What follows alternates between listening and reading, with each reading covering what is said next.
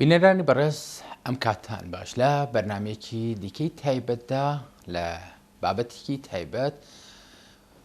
گفتوگۆ دەکەین لەگەڵ بەڕێز سەلاح کوردستانی وەکو چاودێری سیاسی مژاری ئەمڕۆمان پەیوەندیەکانی هەرێمی کوردستان و یاخود پەیوەندیەکانی هەرێمی کوردستان و دنیای دەرەوە ئەویش لەسەردەستی کەس و کەسایەتیە کە سەرۆکی هەرێمی کوردستانە کە بەڕێز نێچیروان بارزانیە. نێچیروان بارزانی پێشتر وەکو سەرۆک وەزیران و لە ئێستاشا وەکو سەرۆکی هەرێمی کوردستان باز لە 2 ساڵی سەرۆکی هەرێمی کوردستان دەکەین کە لە 2 ساڵدا ئەم کەسایەتیە چ ڕۆڵێکی بینیەوە و سەرۆکی هەرێمی کوردستان بەڕێز نێچیروان بارزانی چۆن توانوویەتی هەرێمی کوردستان لە قۆناغە زۆر هەرسیارەکاندا یاخود هاتنە پێشی ئەو لەمپەڕانەی کە هاتوونتە پێش هەرێم و بەتایبەتتر لە دوای ئەنجامدانی ڕەفراندۆمە مێژوویەکە سەرۆکی هەرێمی کوردستان چ ڕۆڵێکی بینی و هەرێمی کوردستانی قۆناغ بە قۆناغ گەیاندەکوێ و لە ئێستاش سەرۆکی هەرێمی کوردستان چه ڕۆڵێک دەبینێ لەگەڵ بەڕێز سەلاح کوردستانی وەکو چاودێری سیاسی قسە و باس لەسەرماکەین. کاک سەلاح بەخێراتی. زۆر سپاس بۆ بەڕێزتان. هەمیشە ئەمە شتێک ئەبینینەوە یاخود شتێک دەبیستینەوە بۆ بە سەرۆکی هەرێمی کوردستان بەڕێز نێچیروان بارزانی ئەڵێن سیاسەتێکی حەکیمانە ئەکاوە خۆت سیاسەتێکی حەکیمانە بەڕێوە بە ئەم دەستەواژەیە مستەڵەحەکە ئێمە ئەیبینین و ئەیبیسین و ئەیخوێنینەوە بۆچی بۆ پیاوەوە یعنی بەو شێوە دەوترێت. زۆر سپاس بەوە دەرفەتە لە ڕاستیدا ئێمە پێش ئەوەی کە لەسەر شەخسیەتی خودی کە نێچیروان بارزانی قسە بکەین پێویستە سەرنج بدەینە سەر پۆستی سەرۆکایەتی هەرێم. پۆستی سەرۆکایەتی هەرێم واتە پۆستێک کە بەدەر لە بازنەی حزبی سیاسی بەدەر لە لایەنگیریەکی تایبەت بۆ گشت هەرێمی کوردستانە بە هەموو ئەو ناوچانەی کە دەسەڵات و ئۆتۆریتەی هەرێمی کوردستان و یاسا و ڕێساکانی هەرێمی کوردستانی تێدا بەڕێوە دەچێت چ لە بواری وەزعی یاسا کە زۆرتر دەچێتەوە بۆ دەسەڵاتی جێبەجێکردن ئەوە و چ لە بواری سیاسی کە کەش و هەوای سیاسی ناو هەرێمی کوردستان و ئەو دەسەڵات و تایبەتمەندیانە دەگرێتەوە کە لە چوارچێوەیەکی یاساییدا بۆ سەرۆکایەتی هەرێمی کوردستان تەنزیم کراوە. بۆیە شتێکی سروشتیە گەر بێت و شەخسیەتێک لەو پۆستەدا بێ بە هاوسەنگی سیاسەتی خۆی یان ئستراتیژی سیاسی خۆی یا پلانی سیاسەتی خۆی دابڕێژێ بۆی کە بتوانێت هاوسەنگی سیاسی لە ناوخۆی کوردستان ڕابگرێ و شخصیت و کارکتەر و جوڵەی سیاسی بەڕێز کاک نێچیروان بارزانی لە محوەری سیاسەتێکی نەرمی هاوسەنگدا دەسوڵێتەوە. ئەمەش دەگەڕێتەوە بۆ دیدگا و جیهانبینی بەڕێزیان لە سیاست گوزاری بۆ ڕاگررتنی هاوسەنگی لە هەرێمێکدا کە لە ناوچەیەکی زۆر گەرمی سیاسی و زۆر بڵین ژیۆپۆلیتیکێکی تایبەتی هەیە کوردستان. بۆیە ڕاگررتنی ئەو سیاسەتە هاوسەنگیە لە بواری نەوخۆی زۆر گرنگەوە ئەمەش پێویستی بە لە ڕاستیدا شخصیەتێکی متعاتف و هاوسەنگ هەیە کە بتوانێت هاوسەنگی سیاسی ڕابگرێ. لەبەرەوە خۆتان نەزانن کە بزنەوەی ڕزگاری خوازی کورد بە درێژایی مێژوو لەگەڵەوەدا کە دژی ستەمکار و داگیرکەر جەنگاوە بەڵام لە بەرامبەردا هەمیشە کێشە و ململانەیەکی ناتەندروستی ناوخۆیی هەبووە و ناکۆچی هەبووە. ئەم ناکۆچیانە پێویستیان بە ئیدارەکردنەوە ئەم ئیدارەکردنە لەسەر ئاستی کەسایەتی و پێگەیەکی حقوقی وەکو سەرۆکایەتی هەرێمی کوردستاندا پێویستی بە گرتنەبەری سیاسەتی هاوسەنگ هەیە بۆی کە هەمووان بە چاوی بە یەک چاو لە چوارچێوەی یاسای گشتی هەرێمی کوردستاندا سیرکاوە کۆنتاکتی لەگەڵ ئەحزابی سیاسی و لایەنەکان و کەسایەتیەکان دەبێت شێوازێکی هاوسەنگێ بێت. طبعاً ئەمە شتێکی سروشتیە کە بەڕێز کاک نێچیروان بارزانی بتوانێت لەم چوارچێوەیەدا حرەکەت و جوڵەی سیاسی خۆی بکات. چۆن لەگەڵ ئوستازایانە قسە و باسێکی وا بکەم بڕۆیتە نێو پانۆرامایەک بۆ کەسایەتیە هەر لە دەستپێکی شاماژەم بۆیە کە هەرێمی کوردستان لە 2007 بەم لاوە قۆناغی هەراسیار و هەرە مێژووی یعنی بڕیاری هەرە مێژوویەوە لە هەمان کاتا کەوتو ناو قۆناغی هەراسیار و تا نەمانی قەوارەکە مەترسی نەمانی قەوارە زۆر دەستوری یاسایی. لە ڕاستیدا سیاست گوزاری ناوەندگەرایانە و خۆسەپێنانەی بەغدا و پێشێلکردنی مادە دەستوریەکان کە زیاتر لە 55 فەقرەی دەستوری لە عێراقا بەنسبەت بە تایبەتی ئیقلیمەوە یا ئیقلیمەکانەوە گارچی هەرچەند تا ئێستاکە ئیقلیمی تر لە عێراقانیە جگە لە هەرێمی کوردستان پێشێل کراوە پێشێلکاری یاسایی هەبوو ڕەنگە لەلایەن حکوومەتی هەرێمیشەوە کۆمەڵێک کەم و کورتی تایبەت بەخۆی هەبوو بەڵام ئەوەی کە عێراق کردوێتی پێشێلکاری بنەڕەتی و ئەساسی بوون و بە شێوەیەکی زۆر ورد و سیستەماتیک و سیاسەتمەندانە کە ئاراستەیەکی سیاسی لە پشتەوە بووە ئەم بابەتە دژی هەرێمی کوردستان پێشەلکاری یاسانە درێژەی هەبووە هەندێک جار ڕەهەندی ئەمنیەتی هەبووە هەندێک جار ڕەهەندی اقتصادی هەبووە و هەندێک جاریش ڕەهەندی سیاسی هەبووە بۆیە خینکاندنی کوردستان بە تایبەتی لە باری ئابووریەوە کە لە 2013 دەستی پێکرد بە تایبەتی بڕینی بودجەی کوردستان و پێشەلکاریانەی کە هەوڵ دەدرا سیادە و سەروەری ئیقلیمی هەرێم کە بەپێی دەستور دیاری کراوە پێشێل بکرێن نەتیجەکەی بووەوە کە لە کوردستان وردە ڕوانگایەک دروست ببێت کە هەست بە پەراوێزکەوتن کا لە بەغداوە هەست بکە کە ئەو دەستورە جێبەجێ ناکرێەوە هەست بکە کە فەرهەنگ و کلتورێکی شەڤێنێستی لە بەغدا حاکمیت دەکات ڕەنگە دموچاوەکان گۆڕابن بەڵام کلتورەکە هەمان کلتورە کە درێژە بە سەرکوت و داپڵۆسین و پەراوێزخستنی میلەتی کوردەکەوە لێ دابڕاندن و پێشێلکردنی مافەکانی هەرێمی کوردستان و خەڵکەکەی بۆیە نەتیجەکەی بوو بەوە کە هەرێمی کوردستان لە 2017دا بۆ ئاکامە بگە کە لە 25 نوێە ڕێفەراندۆمێک بکرێ بۆی کە لە خەڵکی کوردستان واتە دەسەڵاتی هەرێمی کوردستان بگەڕێتەوە بۆ میلەت بۆ نەتەوە بۆ گەل داوای لێ بکە کە ئێمە چی بکەین ئایا ئێمە بەو مێتۆدەی ئێستێ لە ڕابردوودا لەگەڵ عێراق ڕەفتارمان کردووە بەردەوام بین یان ئێمە ویستی ئێوە چییە بۆ ئەم بابەتە لە نەتیجەدا بوو بۆەوە کە ویستی میلەتی کورد بە 93 پۆینت ئەوەندە داوای سیادە و سەروەریان لە چوارچێوەی فۆرمی سەربەخۆی بۆ کوردستان کرد و ئەمە ئێرادە و ویستی میلەتێک بوو نەک حیزبێکی سیاسی و بۆ ئەمە هەر لە دیباجەی دەستوری عێراقیشدا دەڵێگە دەستور پێشێلکرا ئەمە فدرالێتێکی ئارەزومەندانەیە ئەگەر قرار بێت دەستور پێشێل بکرێەوە ئەم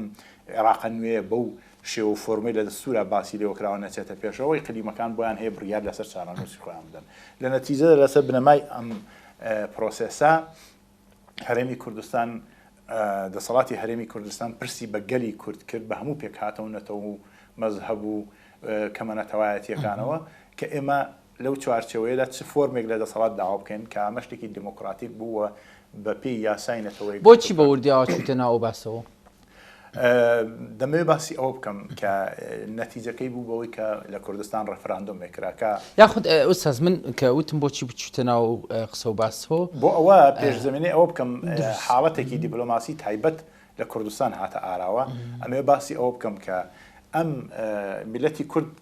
بڕیاری لەسەر ئەوەدا و نەتیجەکەی بوو بەوە کە ئەمە وڵاتانی دەوروبەر بە عێراقەوە بە سووریاوە بە ئێران و بە تورکیاوە تەنانەت ئەوانش کە هاوپەیمان ماموو لەسەر ئاستی نێودەوڵەتی لەو پرۆسەیەدا وەکو پێویست نەک وەکو پێویست بەڵکو ئێمە زۆر فشاریشیان بۆ هەرێمی کوردستان هێناوە لە نەتیجەدا بوو بەوەی داخران و خینکاندنی ژئۆپۆلیتیکی و داخستنی دەرگا ئاسمانی و زەوینیەکان لە کوردستان و لەم کاتەدا پێویستی بە شخصیەتێک و کەسایەتێک هەبوو بۆی ئەو تەوقە دیپلۆماسیە بشکێنێ لە نەتیجەدا بینیمان تەوقی دیپلۆماسی بۆ ماوەیە کە لەسەر کوردستان بە چڕی بەردەوام بوو دەسەردانی سەرۆکی هەرێم ئەو کات سەرۆکی وەزیرانی هەرێمی کوردستان بوو بەڕێزکاک نێچیروان بارزانی بانگشتی فەڕەنسا کراوە و سەردانی کردووە بۆ سەردانی و کۆبوونەوەی لەگەڵ ماکرۆندا نەتیجەکەی بوو بە شکاندنی ئەو تەوقە دیپلۆماسی کە لەسەر کوردستان بوو چ لەسەر ئەرزی واقع چۆن ئێمە لەوە بگەین کەس ئەمە قۆناغێک بوو کە پێویست بوو شخصیەتێک ڕۆلی تێدا بجێڕە بۆ شکاندنی و تەوقە دیپلۆماسیە و نەتیجە بینیمان سەرۆک نێچیروان بارزانی توانی ئەو ئەرکە مێژوویە ڕاپەڕێنەوە نەتیجەکەی بوو بەوە کە وردەکرانەوەیکی نێودەوڵەتی بە نیسبەت کوردستان دوای ڕووداوەکانی 16 ئۆکتۆبر و ئەو بارودۆخێک بە بەسەر کوردستان هات توانی بە شێوەی بەهۆی سیاسەتی نەرم و ئەو سیاسەتە هاوسەنگەی کە هەیبوو ئەو کاتێکەریە شخصیەتێک و هەروەها ئەو گوشارانەی کە لەسەر ئاستی ڕایگەشتی بوو هەندێک لە دەوڵەتان هات ئەم تەوقە دیپلۆماسیەتە بشکردنەوە بەڕێز کاک نێچیروان بارزانی توانی ئەو ڕۆڵە بجێڕێ بەڕای من و توانیش تا ئاستێکی باش تێدا سەرکەوتوو بێکە تا ئێستاکە لە چوارچەوەی پۆستی سەرۆکاتی هەرێمیشدا لەو سیاسەتە بەردەوامەوە پێم وابێ تا حدێکی زۆر بە تایبەتی لەسەر ئاستی ناوچەوی نێودەوڵەتی سەرکەوتوو بۆ تێداوە ئەوەی دەگەڕێتەوە بۆ مەشکلاتی ناوخۆیی کە بەشێکی پەیوەندی دارە بە شێوازی ئیدارەکردن و مەسائلی گەندەڵی ئەمانە کەشتی ڕۆژانەی قسە و باسەکە لێرە کەس و کەسایەتی چ ڕۆڵەگە بینە سەر ڕایەوەی کە دەستورێک هەرێمێکی یاسایی هەیە کەسایەتی سەرۆکی هەرێمی کوردستان کە بەڕێز نێچیروان بارزانانی لە 2 ساڵە و لە پێشترا کە سەرۆکوەزیران بوو هەمیشە ناکۆکن نێخۆیەکان و هەنگاوەکانی ئەوەی کە پێڵێن قۆناغی بنیانان لە ڕووی ئیداری و کارگێڕیەوە چۆن هەمیشە دەستێکی میهرەبانە بوو هەمیشە لە دەرگا لە مەکۆ لە بارەگا ینی وەکو کەسایەتی هەمیشە ئاشتەوایی خواست و ئێمە زۆر جار کەسایەتی وەکو سەرۆکی هەرێمی کوردستان کە بەڕێز نێچیروان بارزانانی دەبینینەوە لەوەی کە بەیاننامەیەکی تون نییە نەفەسێکی زۆر نەرمی هەیە ئەمە لە هەرێمی کوردستانە ینی لە نێوخۆ بۆ دەرەوەش پرسیارەکەم ینی چڕکەمەوە بم شێ کەس شەخص چۆن ڕۆڵ ئەبینێت لە تاریخدا هەمیشە لە پرۆسەی نەتەوەسازیدا لەسەر تاسەری ئەوروپا و هەموو ئەو وڵاتانەش کە لە قۆناغی ڕزگاری خوازی و ڕۆشتن بەرەو قۆناغی سەربەخۆیی ئەو کەسایەتیانەی کە ڕۆڵی کاریزماییان بینیوە هەمیشە تەسیراتیان هەبووە لە ئاراستەکردنی تاریخی پێڵێن فەردانیەت شتێکی وایە کاریزمایی شخصیتێک کە کەوەمەڵە کاریزمایی تایبەتمەندی تێدایەوە و کاریزمابوونە وا دەکات کە پێش ئەوەی تۆکە دەوڵەت بیا یەکەیەکی سەربەخۆ بی بتەوێت یەکەیەک دروست بکەیت پێویستی بە کۆمەڵێک پلان و استراتیژ هەیە ئەم پلان و استراتیژانە بۆیە کە تۆ بنیادی یەکەیەکی سەربەخۆی تێدا بکەیت چونکە ستارتی دەوڵەتی کوردستان لە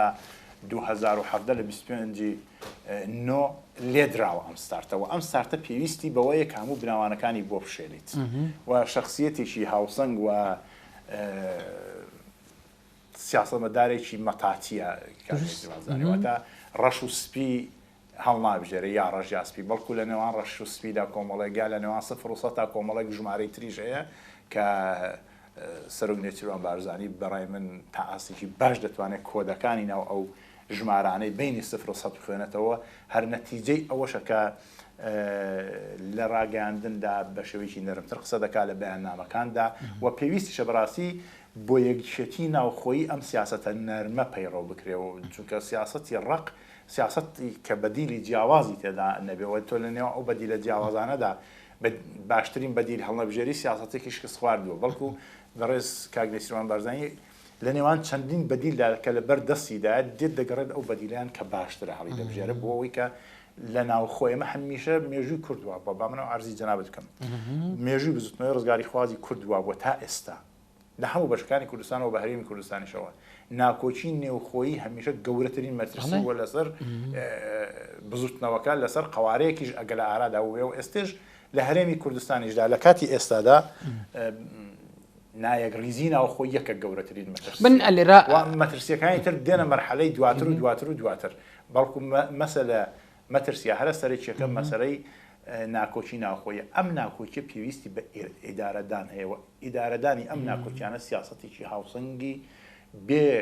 ڕق و توند و تیژی دەوێت بەڵکو سیاسەتێکی نەرم سیاسەتێکی عەقڵانی کە بە دوای باش زۆرترین بەرژەوەندی کەمترین زیان دابگەڕەوە من لێرا ئوستاز دەوەسێنم کاک سەلاح تۆرێکی هەستار و وروژان لەوەی کە ینی چوتەنێ و قسە و باسەوە من کۆڵێ لەو ئەولاتر بڕۆم ینی واوەتر بڕۆم من لە کاک سەلاح بپرسم کە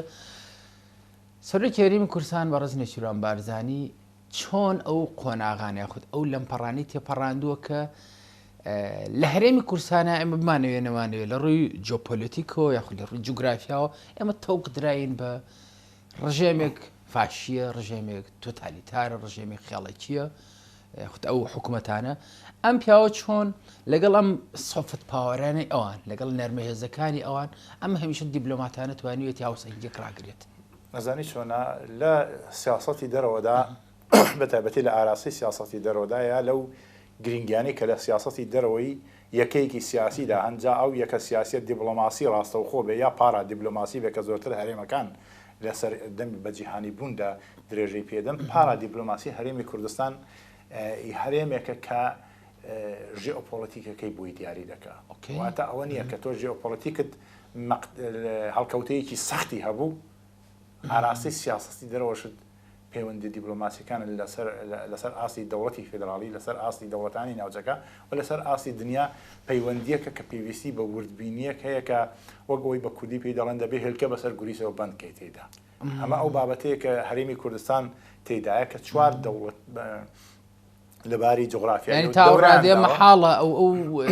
وشەی بەڕێستان نوێ بوو هێلکە لەسەر بەڕاستی سیاست گوزاری سیاست پلاندانانی سیاسەتی یا پەیوەندیەکانی لەسەر ئاستی عێراق و لەسەر ئاستی ئیقلیمی و نێودەوڵەتی لە هەرێمی کوردستان هۆنەرێکی زۆر زۆر گرنگە و دەبێت بەڕاستی زۆشتی ناممکن بکرێت بە ممکن کە ئەمە پێویستی بە سیاستێکی حەکیمانە ورد هەیە چون لەبەرەوەی ژۆپۆلیتیکی کوردستان ژۆپۆلیتیکی خینکاوە بەڵام نەتیجەدا کورد بەسەر 4 دەوڵەتدا دابەش بوو کە هەر 4 دەوڵەتەکە تا ئێستا تا ئەم دەقەیە کێشەی کورد بە کێشەیەکی سیاسی نابین بەڵکو بە کێشەیەکی ئەمنیەتی بۆسەر ئاسایشی نەتەوەی خۆیانی دەبینن و کێشەیەکی سیاسی سەیری ناکەن بۆیە بەردەوام لە چوارچێوەی ڕەهەندی ئەمنیەتی و سەربازیدا هەڵسوکەوتیان لەگەڵ کێشەی کورددا کردووە لەگەڵ مافەنە ڕەواکانی میلەتی کورددا کردووە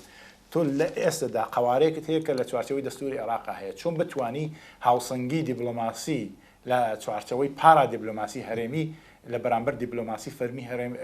عێراقدا بتوانی بە شێوەیەکی هاوتەری درێژەی پێ بدەیت لەسەر ئاستی نێودەوڵەتی ئەمە زۆر گرنگە ئەمە بەڕاستی ئۆستادێکی زۆر زۆر بەهێزی دەوێت لە سیاست گوزاری دەرەکیدا پلاندانانی وردی دەوێت کە پلاندانان بەڕاستی یەکێکە لە مەرجەهرە ئەساسیەکان بۆ ئەوەی کە دیپلۆماتەکانی کوردستان و لەسەروی یەکەم هەمویانەوە یەکەم شەخص کە سیاست و پەیوەندی نێودەوڵەتی کوردستان ئیدارە دەکات کە سەرۆکایەتی هەرێمە دەبێت لەو چوارچەوەیەدا زۆر ورد و دقیق بێەوە پلاندانانێکی زۆر ورد و ئستراتیژی بووە کە هاوسنگ بێت چ لە باری تیۆری و پلاندانانەکان و ئایندەنەگەری بۆی وەچ لەسەر ئەرسی واقع کە لە پراکتیکدا چۆن جێبەجێ دەکرێت ئەم سیاسەتەوە تا دەبێت تەلفیقاتێک لە هەرێمی کوردستاندا هەبێ بۆ ئەم بابەتەوە شخصیەتی کاگنێچیر وەکو خۆی لەم پرۆسەیەدا شخصیەتێکی سەرکەوتووە تا ئاستێکی بەرز وەکو ئەو سەردانی دیبلۆماسیانەی کە وڵاتانی دەکات لە ئاستی سەرۆکی وڵاتاندا پێشوازی لە دەکرێت ئەمە گرنگە بۆ هەرێمێک کە هێشتا لە باری حقوقیەوە لە ئاستی نێودەوڵەتی سەربەخۆی و سەروەری سیادەی یان کەسایەتی دەولی تایبەت بەخۆی نییە بەڵکو لە چوارچەوەی عێراقدا بەڵام دیفاکتۆی کوردستان و سیاست گوزاری سەرۆکایەتی هەرێم توانیوێتی ئەو بربەستە تێک بشکێنەوە هەندێک جار وەکو سەرۆکی وڵاتێک پێشوازی لە دەکرێت نمونێکی زۆر تایبەتە لە دنیادا هەرێمی کوردستان بۆ شێوەیە هەڵسکەوتی لەگەڵ دەکرێت وێ لەم هەڵکەوتە ژۆپۆلیتیکی خنکاوەدا کە تەنانەت ئابووری کوردستانیشی پێدەخینکێندرێ لەلایەن دەسەڵاتەکانی دەوروبەرەوە تۆ بتوانی دیبلۆماسی کوردستان لەسەر ئاستی نێودەوڵەتی ڕابگری و ئەتەبارێک بۆ کوردستان دروست بکەی شتێکی ئاسان نییە ڕەنگە لە دەمی ئۆپۆزیسیۆنێکەوە بە نەڕژاتیەکانی لە حکوومەت زۆر ئاسان بێ بڵە سیاست گوزاری وایە بەڵام لە ئاستی پراکتیکدا کاتە تۆ دێتە سەر عەمەل لەگەڵ دەوڵەتێکی وەکو ئێرانە کە پەنتی ئیمپراتۆریەتی سەفەویە لەگەڵ نێو عوسمانیدا تۆ چۆن هەڵسوکەوت دەکەی لەگەڵ ئەو شۆڤێنیەتە شیعەگەراییەی کە تەنانەت دژاتی مەذهبیش هەیە لەگەڵ تۆدا چ بە چۆن بتوانی کە خۆی عێراق سەروەری و سیادەی نییەوە لە دەرەوە هەم دەدرێت لەگەڵ ئەوە چۆن هەڵسوکەوت دەکەی ئەو جۆغرافیا خینکاوی هەتاوە هەروەها بەرژەوەندی دەوڵەتانی زلهێز کە لەگەڵ دەوڵەتانی داگیرگەری کوردستاندا زۆرجار بەرژەوەندەکانیان گەورەترە لەو بەرژەوەندی کە لەگەڵ هەرێمی کوردستاندا هەیەە تۆم بتوانیت وا بکەی کە ئەوانە بە قەناعەت گەین لەسەر ئاستی نێودەوڵەتی کە ئێمە هەرێمێکین بەها دیموکراتیکەکانمان قبوڵە تۆلێرانسی ناوخۆییمان هەیە جیاوازی مەذهبیمان هەیە ئازادی دەربڕینمان هەیە ئازادی سیاسیمان هەیە فەرەحیزبی و پلۆرالیزم و تۆلێرانسمان هەیە لەم هەرێمەدا پرۆسەی دیموکراتیزیشن لە کۆمەڵگەی کوردیدا بە شێوەیەک ڕەوتی خۆی بڕیەوە بە بەراورد لەگەڵ کۆمەلگاکان و دەسەڵاتەکانی دەوروبەر هەرێمی کوردستان لە ڕۆژهەڵاتی ناوەڕاستدا نمونەیەکی باشە و ئینعتاف و توانایی و پتانسیێلی ئەوەی تایە کە پارامتر و پارادایمەکانی دموکراسی لە خۆیدا جێگە بکاتەوە ئەو چەند دقیقە ئەو بربەستانەی کە لە بەردەمیدا بۆ شخصیتێک بتوانێت هەوێنی ئەم هەموو جیاوازیانە کۆکاتەوە و لە چوارچەوەی سیاسەتی دەرەوەی هەرێم لە بعدی پارا دیبلۆماسیدا بتوانێت لەسەر بەڕێستان وتان ناممکنی بە جۆرێک کە بەسەر هیچ مەحوەرێکی نێودەوڵەتیدا نەشکێتەوە چونکی زۆر حساسە موقعیەتی کوردستان بیت بەسەر بەرەی ئێراندا بشکەیتەوە بەسەر بەرەی تورکیا بشکەیتەوە یاخود لەسەر ئاستی بەرزتر بەسەر بەرەی چین و رووسیا لە بەرامبەر ئەمریکا بشکەیتەوە ئەمانە زۆر حساسن بۆ هەرێمێکی بچووکی وەکو ئێمە لە جغرافیایەک و ژۆپۆلیتیکێکی زۆر ئەستەمدا تۆ گرنگە بتوانانی ڕۆڵێکی سربەخۆیانەی چالاک لە سیاسەتی دەرەوە بە تایبەتی کە بەشێک لە سیاست گۆزاری سەرۆکایەتی هەرێم ئاراستەی دەرەوەیە و بەشێکیشی ئاراستەی ناوخۆیە بۆ ئەم بابەتە بۆ بەهێزکردنی ئەم بابەتە هەمیشە بەردەوام بە هەموو ئەو ناکۆچیانەی کە هەمانە لەباری ئەحزابی سیاسی لەسەر مەسائلی کۆمەڵی بابەتی چەمک و مێژوو و معریفی و ئایدئۆلۆژیەکان بەڵام یەکێتی ناوخۆی لە چوارچێوەی پێناسیەکی دیاریکراوە بۆ ئاسایشی نەتەوەیی زۆر یارمەتی دەرە بۆ سیاسەتێکی سەرکەوتوی دەرەکی و وەرگرتنی پاڵپشتی دەرەکی کە پشتیوانی و یەکێتی نەتەوەی لە ناوخۆ یەکێتی سیاسی لە ناوخۆ ئاعتباری نێودوڵەتی بۆ کوردستان دروست دەکاوەی کە کاک نەسیروان بارزانی سەردانی هەموو حیزبە سیاسەکانی کوردستان دەکاتەوە هەوڵ دەدا بە جۆرە لە جۆرەکان کۆدەنگێکی سیاسی دروستکە بە هەموو ئەو ناڕەزایەتیانەی کە لەسەر مەسائلی مەعیشەت و ژیان و گەندەڵی و ئەم شتانە هەیە بەڵام لەسەر و ئەوانەوە ئێمە بۆ پاراستنی ئەم کیانە پێویستمان بە سیاسەتێکی ناوخۆیی یەکگرتووە هەیە بە هەموو جیاوازەکانمانەوە و زۆر جار تەنازولی کردو و امتیازاتیشی داوە بەلایەنەکان بۆ ئەوەی کە بێنە سەر ئەو هێڵە ڕاستەڕێیی کە ئێمە دەتوانین تێیدا گیانی هەرێمی کوردستان بپارێزین بەرەو پێشی ببین و بگاتە ئاست تا ئەو شوێنی کە سەرۆکی هەرێمی کوردستان دەبێت یەک جێگری هەبێ بەڵام بۆ هۆکاری ناکۆکی سیاسی یاخود تەقسیمکردنی دەسەڵاتەکان دوو جێگری کێشەش لەم تەوزیعی قودرەتە نییە گرنگەوەی سیاسەتەکە سیاسەتێکی بەرژەوەندی نەتەوەی لە بەرچاو بگرێت سیاسەتێک بە استراتیژی نەتەوەی لە بەرچاو بگرێت تەقبلی جیاوازیە سیاسیەکان کە لە کوردستان بەڵام لایەنە سیاسیەکانیش ئەرکیان دەکەوێتەوە وەکو مافیان هەیە بۆ بەشداری لە پرۆسی سیاسیدا جا چه ئۆپۆزیسیۆنن چه ئەوانەی کە لە ناو سیستەمی حکومڕانی هەرێمی کوردستاندان ئەگەر داوای ئەوە ئەکەن مافیان هەبێ امتیازاتیان هەبێ لە بەرامبەردەوەشدا ئەرکیان هەیە و یەکەم ئەرکی سەرەکی ئەوانە پاراستنی کیانی هەرێمی کوردستان و یارمەتیدانی پارا دیبلۆماسی کوردستانە لەسەر ئاسی دەرەکی کە بە پتەوبوونی پەیوەندیەکان لە نێوخوا دروست دەبێ وابەت ئۆستاز ئەمە وەکو ناوخۆ چۆن ئەمە دەرکی ئەوە بکەین یاخود تێگەشتێکی واقعیمان هەبێ بۆی کە لە هەرێمی کوردستانە یعنی ئەمە بە تێگەشتنی خۆم ئەمە ڕێیەکی شخصی خۆمە کە هەرێمی کوردستان ئەوەی بۆتە لەمپار ئەوەی بۆتە ئارەشەی هەرە گەورە بۆ هەرێمی کوردستان فراحیزبیە سەر ڕای ئەوەی کە دی پونتێکی ئیجابیە کە تۆلەرانس و تعددیت هەبێت لە هەرێمی کوردستان یاخود ئازادی ڕادەربڕین بەڵام فراحیزبی وای کردو هێندەی هەرێمی کوردستان لە نێو خۆ بە ئەحزاب و بە ینی ڕای خۆت ئاراستەکردنی ڕاکان ینی گرفتارە هەندە ینی سەر ڕایەوەی کە بەڕستان ئاماژتانە کە ئەمە دەورە درایەن بە ڕژێمانێکی ناعەقڵان یاخود دیکتاتۆر یاخود فاشی بۆمە ینی دوورتر لەوە ینی قسە بکەین دەرک و تێگەشتنی وڵاتانی ئەوروپی بۆم قوارەیە خودت خودی سەرۆکی هەرێمی کوردستان بەڕێز نەسیروان بارزانی چۆن توانیەتی بەم شێوەیە ئەوان ڕاکێشت ینی وەکو هێزێکی مکناتیسی دیبلۆماتێکی زۆر سەرکەوتوو جێبەجێکات بەنسبەت کوردستان ئەو ناکۆکیانەی هەیە مەسلەی فراحیزبی وانەگە بەشێکی پرسیارەکە بەڕاستی لە قۆناغی خەباتی ڕزگاری خوازیدا ئەمە پێویستمان بە یەک بزوتنەوەی یەکگرتوو هەیە یەک بزوتنەوە یەک سەرۆکایەتی بەهێز بتوانێت قۆناغی ڕزگاری تێپەڕێنە بەرەو دروستکردنی کیان قەدەری میلەتی کوردوا بۆ لە مێژوودا پێشەوەی کیانی سیاسی هەبێ پۆلەرالیزم و دابەشبوونێکی حزبی کە بەشێکی ناسروشتی بووە ئەو دابەشبوونانە و بەشێک لەو حیزبانی دروست بوون بەرهەمی زەرورەتی تاریخی نەبوون بەڵکو ململانەی ناوخۆیی بۆتە هۆکاری ئینشعاب لە هەر چوار پارچەی کوردستان ئینشعاباتی لێ بۆتەوە و ئەمەش بۆتە ناکۆچی و ناکۆچیەکەش بەرەو ئێسپانشکاندن ڕۆشتووە نەگەوەی کە ناکۆچی یان ململانەیەک بێت بتوانێت لە بینی دوو تێزی جیاوازدا سنتێزێکی سەرکەوتوی لێ دروست بێت ئەمەمان نەبینیەوە بەداخەوە قەدەری میلەتی کورد بووە کە ئێمە یەک بزوتنەوەی موحەدمان نەبووە یەکگرتومان نەبووە کە پێ بگەنە کەناری ئارام و دروستکردنیشیان ئەمە دەبێ واقعەکە و قبولی بکەین و دانی پێدا بنین کە دەبێت لەسەر بنەمای ئەو پلۆرالیزمە بە مەکانیزمەکانی دموکراسی بتوانین بەشێکی پرسیارەکەمەوە بوو سەر ڕایەوە زۆر قسە هەڵەگرێت ئەم جیاوازی و فراحیزبی و فرا گوتاری و ئەمانە ئەگەر وردی بکەیتەوە لە چوارچەوەی کاروباری حیزبی و بەشداوار لە فعل و ئینفعالاتی کۆمەڵایەتی و سیاسیدا شتێکی باشە و ڕەنگە لە ڕەهەندی دەرەکیدا بە جۆرێک لە جۆرەکان سیمایەکی دموکراتیانەی ناو کوردستان پیشانی دنیای دەرەوەدا کە فاکتەرێکی ڕەنگە بەهێز ئەگەر لە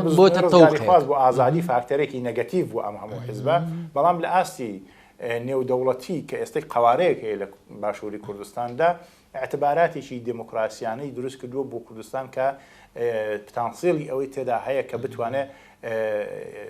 مکانیزمەکانی دموکراسی وردە جێبەجێ بکات لە ماوەی زەمەنی کە دەستە بەربوونی دموکراسی وەکو دەڵێن لە کەمترین حاڵەتدا ڕەنگە 25 ساڵی بێت تاوەکو تۆ بتوانانی بنیادە سەرەتایەکانی دموکراسی بچەسپێنێت پرۆسەیە کللتورسازی ئەمە بەشێک جزء بوو لە وەڵامەکە بۆ دەرەوە بەڵام لەسەر ئاسی دەرەوە ئاعتبار دەدا بە هەرێمی کوردستانە وەکو چۆن مەسیحیەکان لێرە حەسانەوە ئارامیان کرد وەکو چۆن بەشێکی زۆر لە عەرەبەکان کە بەهۆی شەڕی داعش و ئەو کێشمە و گیر و گرفتانەی دروست بوو کە ئاوارەی هەرێمی کوردستان بوون لە کوردستان دەتوانیان وەکو نەوایەکی ئارام دابنیژن بەڵێ ئەمە اعتباراتی نێودەوڵەتی بۆ کوردستان دروست کردووە و ئەمە وا دەکات کە بۆ نمونە سەرۆکی کاسۆلیکەکانی دنیا بێ بۆ ئێرە پاپا بێ بۆ ئێرە لێرە بەڕوانگایەکی زۆر کراوە خێری کوردستان بکە ئەمە اعتباراتێکی لەسەر ئاسی نێودەوڵەتی بۆ کوردستان دروست کردووە تەبعەن ئەوەی کە دەسەڵاتدار بووە لە هەرێمی کوردستان ئەو توانیوێتی ئیدارەی ئەم هەموو جیاوازیانە بکات و وە بیکاتە نمونەیەکی باش لە دەرەوە سەیری بکرێەوە تەبعەن یەکێک لەو کەسایەتیانەش کە لەو بوارەدا ڕۆڵی هەبوو ماوەیەکی زۆرەدا دەسەڵاتە یەکەمەکانی هەرێمی کوردستاندایەوە ئێستش لە سەرۆکایەتی هەرێمدایە ڕێزکاک نەسیروان بارزانی نمونەیەکی باشی لەم هەموو جیاوازی و پێکەوە ژیانە لە هەرێمی کوردستان لە لووتکەی دەسەڵاتی سیاسیدا پێشکەش بە دنیای دەرەوە کردووە تەبعەن لە پەیوەندە دیپلۆماسیەکانیدا لە دانیشتنەکانیدا باسی ئەم تەلۆرانس و پێکەوە سازان و فرە حزبی و جیاوازی بۆ چوون و ئەمانەش تەبعەن کراوەوە وڵاتانیش تەبعەن ئەو وڵاتانەی کە کۆنسوڵخانەیان هەیە لێرە بەشێکیان لە کۆنسوڵەکانیان کارمەندی باڵوێزخانەکان و ڕەهەندی سیاسیان هەیە کۆنسوڵیەکانیان لەبەرەوەی حەساناتی دیپلۆماسیان هەیە و لە چوارچەوەی باڵوێزخانەکانی بەغداشدا بەشێکیان ئیش دەکەن و کارمەندن لێرە لە هەرێمی کوردستان ئەمانە تەبعەن راپۆرتیان هەیە بە وڵاتەکانی خۆیان وە ئەم راپۆرتانە دەدرێتەوە بە وەزارەتی دەرەوەی وڵاتەکانیان و بڕیاری لەسەر دەدرێکە چۆن تەعامل لەگەڵ هەرێمی کوردستاندا بکەن و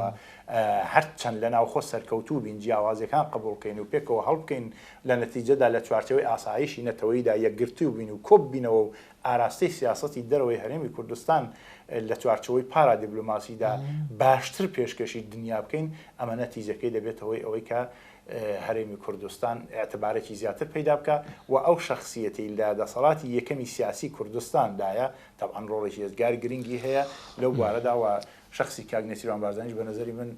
ئەمە وەکو مەسەلەی پیا هەڵدان و ئەو شتانە ئێمە واقع دەبینین مەسەلەکە لە چوارچەوەی حزبی و پێخۆشبوون و پێناخۆشبوونی ئەم لایەنە ئەو کەزی ئەو کەس سیر ناکەین یەکێکی هەر کەسێکی تر بچێتە ئەو جێگایەکی بەڕێز کاک نەسیروان بارزانی لەم قۆناغە سەختەی ئێستادا چۆن دەتوانێت ئیدارەی ئەو بکات چ شتێکی هەیە زۆر باشتر بێت لەوەی ئەو ئیدارەی پێدەکات بۆیە مەسەلەکەەوە نیە بێتە لایەنگیریکردن یا لە پیا هەڵدان بە شخصیەتێک نە ئێمە ئایسلی واقعەکە ببینین ئیدارەکردنی هەرێمێک لەم ناوچە گەرمە سیاسیە بەم هەموو کێشە و تەعەدیاتی لە بەردەمیدا سیاسەتی ئەم هەرێمە لە ئاستی ناوخۆ دەرەکی ئیدارەکردنی کارێکی سەخت و قورسە و هیوادارم کە ڕێزکاک نەسیروان بارزانی زۆر لە ئێستا سەرکەوتووتر بێت. سەلاح کوردستانی ئوستاز قسە و باسەکە ینی چوینە تەوەری گەرم و گوڕتر بەڵام من هەر جدیەوە نەکاتم ینا پرسیاری زۆر جدیترم هەبوو هەرێمی کوردستان و ئەم کەسایەتی و چۆن